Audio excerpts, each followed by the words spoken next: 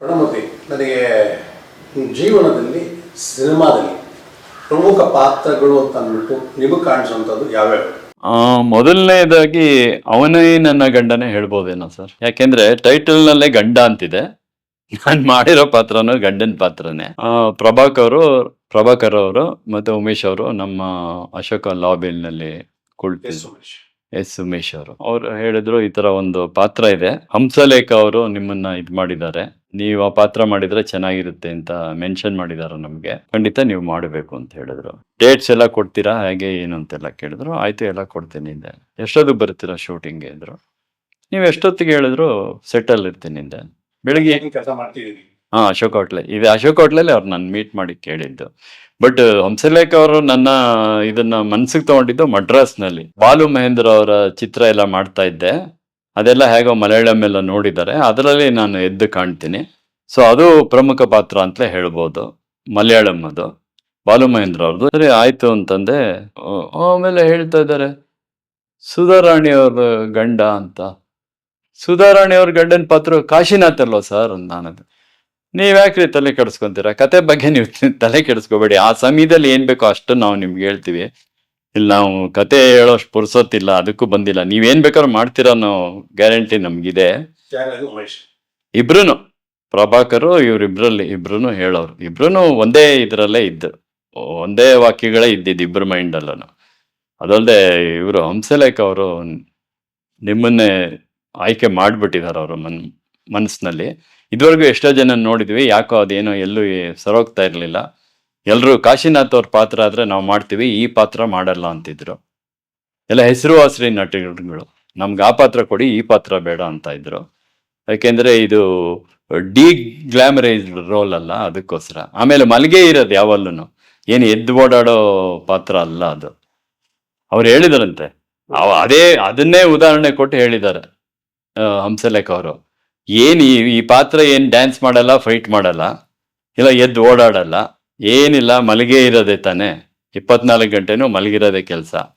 ಮಾತಿಲ್ಲ, ಸಂಭಾಷಣೆ ಇಲ್ಲ, ಬರೀ ಕಣ್ಣಲ್ಲೇ ಎಲ್ಲನೂ ಹೊರ ಹಾಕ್ಬೇಕು. ಇದಿರೋದು ತಾಕತ್ತಿರೋದು ಪ್ರಣಯ್ ಮೂರ್ತಿಗೇನೆ. ಬಾಲು ಮಹೇಂದ್ರ ಅವ್ರು ಅವ್ನ ಕಣ್ಗೆ ತಗೊಂಡೋಗ್ತಾರೆ ಕ್ಯಾಮ್ರಾನ, ಅವನ ಕಣ್ಣಲ್ಲೇ ಅಭಿನಯ ಮಾಡ್ಬಿಡ್ತಾನೆ. ಡೈಲಾಗ್ ಹೇಳಕ್ ಮುಂಚೆನೆ ಅಭಿನಯ ಮಾಡ್ಬಿಟ್ಟಿರ್ತಾನೆ ಕಣ್ಣಲ್ಲಿ. ಆ ಥರ ಎಲ್ಲ ಅವನು ಮಾಡೋನು ಅವನೇ ಸರಿಯಾದ ಇದು ಈ ಪಾತ್ರಕ್ಕೆ ಸೂಕ್ತ. ನೋಡಿ, ಒಪ್ಕೊಂಡ್ರೆ ನೀವು ಮಾಡಿಸಿ ಅಂತ ಹೇಳಿದ್ದಾರೆ. ಸರ್, ನಾನು ಬರ್ಗೆಟ್ಟಿದ್ದೆ, ನಾನು ಒಪ್ಕೊಳ್ಳೋದೇನು ಅಂತ ನನಗೆ ಅವಕಾಶ ಸಿಕ್ಕರೆ ಸಾಕು ಅಂತಿದ್ದ ಕಾಲ ಅದು. ಇವಲ್ಲೂ ಅದೇ ಇದೆ ಬಿಡಿ. ಆಮೇಲೆ ಸರಿ ಅಂದ್ಬಿಟ್ಟು ಹೋದೆ ಸರ್ ಶೂಟಿಂಗ್ಗೆ. ಎಲ್ಲ ಹೇಳ್ತಾ ಇದ್ರು, ಹೀಗೆ ಧೈರ್ಯ ತುಂಬ್ತಾ ಇದ್ರು. ಆಮೇಲೆ ಇನ್ನೂ ಅನ್ನೋರು, ಅಯ್ಯ ಇವನಿಗೆ ಧೈರ್ಯ ತುಂಬೋದು ಏನು ಬೇಕಿಲ್ಲ, ಅವ್ನು ಧೈರ್ಯವಂತಾನೆ, ಆ್ಯಕ್ಷನ್ ಅಂದರೆ ಸಾಕು. ಅವನ್ ಪ್ರಣಯ್ ಮೂರ್ತಿ ಅಲ್ಲ, ಅವನ ಪಾತ್ರ ಆಗ್ಬಿಡ್ತಾನೆ. ಅವನ ಪಾತ್ರ ಅವನು ಅಚ್ಚುಕಟ್ಟಾಗಿ ಮಾಡ್ತಾನೆ. ಅವನೇನು ಯಾರಿಗೂ ಹೆದರೋದು ಇಲ್ಲ, ಯಾವ ಥರದ್ದು ಇಲ್ಲ. ನಾವು ಹೇಳಿದ್ದಕ್ಕಿಂತ ಇನ್ನೂ ಬೇಕಾದ್ರೆ ಒಂದು ಪಟ್ಟು ಜಾಸ್ತಿನೇ ಚೆನ್ನಾಗಿ ಮಾಡ್ತಾನೆ ಅಂತ ಎಲ್ಲ ಹುರಿದುಂಬಿಸಿ ಎಲ್ಲ ಮಾಡಿಸಿದ್ರು ಸರ್ ನನಗೆ. ಆ ಚಿತ್ರದಲ್ಲಿ ಸಾಯೋ ಸೀನು ಇತ್ತು. ಸಾಯೋ ಸೀನು ಎಲ್ಲನೂ ಎಷ್ಟು ದಿವಸ ಮಾಡಿದ್ರಿ? ಒಂದು 5 ದಿವಸ ಇರ್ಬೋದು ಸರ್. ಇಲ್ಲ, ಹಳೆ ವಿಷ್ಣುವರ್ಧನ್ ಮನೆ ಹತ್ರನೇ, ಅಲ್ಲೇ. ಈಗಿಲ್ಲ, ಈಗ ಅಪಾರ್ಟ್ಮೆಂಟ್ ಆಗ್ಬಿಟ್ಟಿದೆ ಅದು, ಆ ಬಿಲ್ಡಿಂಗ್ ಇಲ್ಲ. ಅಲ್ಲಿ ಚೆನ್ನಾಗಿ ಮಾಡಿದ್ದೀನಿ. ಆಮೇಲೆ ನಮ್ಮ ಮಿಸ್ಸಸ್ನೂ ಕರ್ಕೊಂಡೋಗಿದ್ದೆ ಶೂಟಿಂಗ್ಗೆ ಜೊತೆನಲ್ಲಿ. ಆಗ ಅಲ್ಲಿ ಹೇಳ್ತಾ ಇದ್ರು, ನೋಡ್ರಿ ನಿಮ್ಮ ಮಿಸ್ಸಸ್ಸು ಇವರು ರಿಯಲ್ ಮಿಸ್ಸಸ್ಸು, ಕನ್ಫ್ಯೂಷನ್ ಮಾಡ್ಕೊಂಬಿಡ್ಬೇಡಿ ಆ್ಯಕ್ಟಿಂಗ್ ಮಾಡುವಾಗ, ಬರೀ ಆ್ಯಕ್ಟಿಂಗ್ ಮಾಡಿ ಅಂತ ಒಂದು ಸ್ವಲ್ಪ ಇದು ವಾರ್ನ್ ಮಾಡೋರು. ಬೇರೆ ಅಲ್ಲಿ ಸ್ಟಾಫ್ಗಳು, ಡೈರೆಕ್ಟ್ರ್ ಏನು ಫುಲ್ ಫ್ರೀಡಮ್ ಕೊಟ್ಟಿದ್ರು, ಡೈರೆಕ್ಟರ್ಗಳ ಸ್ಟಾಫ್ಗಳು ಹೇಳೋರು, ತಮಾಷೆ ಮಾಡೋರು. ಅವ್ರಿಗೆ ತಮಾಷೆ ಅದು. ಅವರು ನಿಮ್ಮ ನಿಜವಾದ ಹೆಂಡ್ತಿ, ಇವ್ರು ಬರೀ ರೋಲ್ ಹೆಂಡ್ತಿ, ಕ್ಯಾರೆಕ್ಟರ್ ಹೆಂಡ್ತಿ, ಕನ್ಫ್ಯೂಷನ್ ಮಾಡ್ಕೊಂಡ್ಬಿಡ್ಬೇಡಿ ನೀವು ಅಂತ ಹೇಳೋರು. ನಮ್ಮ ಮಿಸಸ್ ಎದುರುಗಡೆನೆ ಹೇಳೋರು ಜೋರಾಗಿ ನಗ್ಲಿ ಅಂತ. ಅಂತೂ ಆಮೇಲೆ ತುಂಬಾ ಕಲಾವಿದರಿದ್ರು ಸರ್ ಅದರಲ್ಲಿ. MP ಶಂಕರ್, ಆಮೇಲೆ ಶ್ರೀನಾಥ್ ಮಗ ಮಾಸ್ಟರ್ ಲೋಹಿತ್, ಆಮೇಲೆ ಇವರು ನಾಗರತ್ನಮ್ಮ, ಕಾಮಿನಿ ಧರನ್, MP ಶಂಕರ್. ಮುಖ್ಯವಾಗಿ MP ಶಂಕರ್ ಏನ್ ಸರ್, ನಾನು ಒಂದು ಕಾಲದಲ್ಲಿ ಮೈಸೂರಿನಲ್ಲಿ ಅವ್ರ ಮನೆಗೆ ಹೋಗಿದ್ದೆ. ಲಕ್ಷ್ಮೀ ಟಾಕೀಸ್ ಹತ್ರ ಅವ್ರ ಮನೆ ಇದ್ದಿದ್ದು. ನನಗೆ ಹೆಸರು ಅಷ್ಟೇನು ಪರಿಚಯ ಇಲ್ಲ. ಲಕ್ಷ್ಮೀ ಟಾಕೀಸ್ ಹತ್ರನೇ ಅವ್ರ ಮನೆ, ಹಳೇ ಮನೆ. ಆವಾಗ ಅವ್ರನ್ನ ಮೀಟ್ ಮಾಡಿ, ಏನಪ್ಪ ಏನು ಅಂದರು. ನಾನು ಸಿನಿಮಾದಲ್ಲಿ ಆ್ಯಕ್ಟ್ ಮಾಡಬೇಕು ಅಂದೆ. ಏನು ಮಾಡ್ತಾ ಇದೀಯ ಅಂದರು, ಓದ್ತಾ ಇದ್ದೀನಿ ಹಿಂದೆ. ನಿಮ್ಮ ತಂದೆ ಹೆಸರೇನು, ಏನು ಮಾಡ್ತಿದ್ದಾರೆ ಅಂದರು. ಈ ಥರ ಮಹಾರಾಜ ಶಿವರಾಜ ಈ ಥರ. ಇನ್ನು ಮಾನ್ಸ್ಕೊಂಗೋತ್ರಿ ಇರಲಿಲ್ಲ, ಅವರು ಅಲ್ಲಿರಲಿಲ್ಲ, ಇಲ್ಲೇ ಇದ್ದಿದ್ದು. ಈ ಥರ ಸಂಸ್ಕೃತ ಲೆಕ್ಚರರು, ಅವ್ರ ಮಗ ನಾನು, ಹಾಗೆ ಹೀಗೆ ಅಂತೆಲ್ಲ ಹೇಳಿದೆ. ಇಲ್ಲ, ನೀನು ಓದೆಲ್ಲ ಮುಗಿಸ್ಬಿಟ್ಟು ಆಮೇಲೆ ನೀನು ಯಾರನ್ನ ಬೇಕಾದ್ರೂ ಕೇಳ, ಆಮೇಲೆ ನನ್ನೇ ಬಂದು ಕೇಳಬೇಕು ಅಂತೇನಿಲ್ಲ. ಆಮೇಲೆ ಕಲಿಬೇಕಪ್ಪ, ಸುಮ್ಮನೆ ಬಂದ್ಬಿಟ್ಟು ನಾನು ಆ್ಯಕ್ಟ್ ಮಾಡ್ತೀನಿ, ಊಟ ಮಾಡ್ದಂಗಲ್ಲ ಇದು ಆ್ಯಕ್ಟ್ ಮಾಡೋದು. ಇದಕ್ಕೆ ಇದು ತಗೋಬೇಕು, ಚೆನ್ನಾಗಿ ನೀನು ಅದಕ್ಕೆಲ್ಲ ಕಲಿಬೇಕು, ಅದನ್ನೆಲ್ಲ ಟ್ರೈನಿಂಗ್ ತಗೋಬೇಕು. ಸುಮ್ಮನೆ ಹಂಗೆ ಒಂದೇ ಇರ್ಬೋದು, ನಿನ್ಗೆ ಉತ್ಸಾಹ ಇದೆ, ಸಂತೋಷ ಇದೆ, ಇನ್ನು ವಯಸ್ಸು ಇಲ್ಲ ನಿನಗೆ. ನೀನು ತಾಲೀಮ್ ತಗೊಂಡು ಬರಬೇಕು ಈ ರಂಗಕ್ಕೆ, ನಾಟಕಕ್ಕೂ ಅಷ್ಟೇ, ಸಿನಿಮಾಗೂ ಅಷ್ಟೇ. ಸುಮ್ಮನೆ ನಾನು ಬಂದಿದ್ದೀನಿ ಸೇರಿಸ್ಕೊಂಬಿಡಿ ಅಂದ್ಬಿಟ್ರೆ ಏನು ಮಾಡ್ಸೋಕ್ಕಾಗುತ್ತೆ, ಏನು ಕೊಡಬೇಕು ಅಂತಲೂ ನಮ್ಗೆ ಗೊತ್ತಾಗಲ್ಲ. ನಿನಗೆ ಬೇಸಿಕ್ ಆಗಿ ಕೆಲವೆಲ್ಲ ಅಭಿನಯ ಅಂದರೆ ಬರಬೇಕು. ಅಷ್ಟು ಕಲ್ತ ಮೇಲೆ ಆಮೇಲೆ ಅದನ್ನ ನಾವು ಪಳಗಿಸಿ ಮುಂದಕ್ಕೆ ತರ್ಬೋದು, ಬೆಳೆಸ್ಬೋದು. ಸುಮ್ಮನೆ ಏನೂ ಗೊತ್ತಿಲ್ಲ ನನಗೆ, ಆ್ಯಕ್ಟಿಂಗು ಗೊತ್ತಿಲ್ಲ, ಆಕ್ಷನ್ ಕಟ್ಟು ಗೊತ್ತಿಲ್ಲ, ನನಗೆ ಆ್ಯಕ್ಟಿಂಗ್ ಕೊಡಿ, ರೋಲ್ ಕೊಡಿ ಅಂದರೆ ಎಲ್ಲಿಂದ ಕೊಡೋಣ? ನೀನು ಫಸ್ಟು ವಿದ್ಯೆ ಮುಗಿಸು, ಅಷ್ಟೊತ್ತಿಗೆ ನಿನ್ಗೆ ಆ ಒಂದು ಸರಿಯಾದ ಒಂದು ವಯಸ್ಸು ಬರುತ್ತೆ, ನಿನಗೆ ಎಷ್ಟೋ ನಾಲೆಡ್ಜು ಗೊತ್ತಾಗುತ್ತೆ, ನಿನಗೆ ಜವಾಬ್ದಾರಿನೂ ಬರುತ್ತೆ. ಆಮೇಲೆ ತಾಲೀಮೆಲ್ಲ ಮಾಡಿಕೊಂಡು ಆಮೇಲೆ ನೀನು ಬರಬೇಕು. ಆಯಿತು, ಒಳ್ಳೇದಾಗಲಿ, ಹೋಗು ಅಂತ ಕಳಿಸ್ಬಿಟ್ರಿ. ಇದೆಲ್ಲ ಒಂದು 3 ನಿಮಿಷ 5 ನಿಮಿಷದೊಳಗೆ ನಾನು ಎಷ್ಟೊತ್ತು ಮಾತಾಡಿದ್ನೋ ಅಷ್ಟೊತ್ತೇ ಇದೆಲ್ಲ ನಡೆದಿರೋದು, ಅದಕ್ಕಿಂತ ಜಾಸ್ತಿ ಹೊತ್ತು ಅಲ್ಲ. ಬಂದಿದ್ದೆ ನೋಡಿ, ಕಾಲ ಕ್ರಮೇಣ ಅವ್ರ ಮಗನಾಗೆ ಮಾಡೋ ಅಂಥ ಪಾತ್ರ ಸಿಕ್ತು ನನಗೆ. ಅವನೇ ನನ್ನ ಗಂಡದಲ್ಲಿ. ಅವರಂತೂ ತುಂಬ ಎಲ್ಲಿ ಸಿಕ್ಕರು ಎಷ್ಟು ಪ್ರೀತಿಯಿಂದ, ಅಭಿಮಾನದಿಂದ, ಗೌರವದಿಂದ.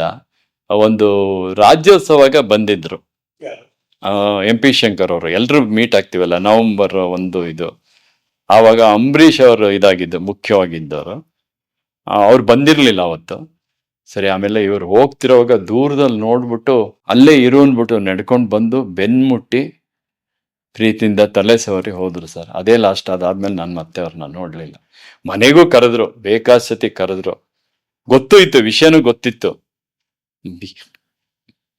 ಏನೋ ನನ್ನ ಬುದ್ಧಿಗೆ ಏನೋ ಗೊತ್ತಿಲ್ಲ. ಸರಿ, ಬಂದಾಗ ಸಿನಿಮಾಗೆ ಅಂತ ಕರೀತಾರೆ, ಹೊಲಿಗೆ ಪಾತ್ರ ಮಾಡ್ತೀರಿ. ಮಾಡ್ತಾನೆ ಅಂತ ಇದು ಮಾಡಿ ಹುರಿದುಂಬಿಸಿದ್ರು.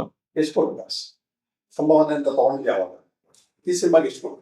ಸಾಮಾನ್ಯ ನಾನು ಎಲ್ಲೂ ಅದನ್ನ ಇದೇ ಮಾಡಲ್ಲ ಸರ್. ಕೊಟ್ಟಿದ್ನ ತಂದು ಮನೇಲಿ ದೇವ್ರ ಮುಂದೆ ಇಟ್ಬಿಡ್ತೀನಿ, ಇಲ್ಲ ಕವರ್ನಲ್ಲಿ ಚೆಕ್ ಕೊಟ್ಟರು ಇಟ್ಬಿಡ್ತೀನಿ. ಮನೆಯವರು ಅದು ಬ್ಯಾಂಕ್ ಹಾಕೊಂತಾರೆ, ಅದೇನೋ ಮಾಡ್ಕೊತಾರೆ. ನಾನು ಡಿಮ್ಯಾಂಡ್ ಮಾಡಿದ್ದು ಇಲ್ವೇ ಇಲ್ಲ ಸರ್. ಇತ್ತೀಚೆಗೆ ನನಗೆ ಇಷ್ಟು ಬೇಕು, ಇಷ್ಟು ಕೊಡಿ ಅಂತ ಕೇಳೋದು ಈಗ ಅಷ್ಟೇ ಹೊರ್ತು, ಆ ಕಾಲದಲ್ಲಿ ದುಡ್ಡಿನ ವಿಷಯ ನಾನು ಮಾತಾಡ್ದವನೇ ಅಲ್ಲ. ಅವ್ರಾಗ ಅವ್ರು ಏನು ಪ್ರೀತಿಯಿಂದ ಕೊಡ್ತಾರೆ ಕಣ್ಗೆ ಹೊತ್ಕೊಂಡು ಇಟ್ಕೊತಾ ಇದ್ದೆ.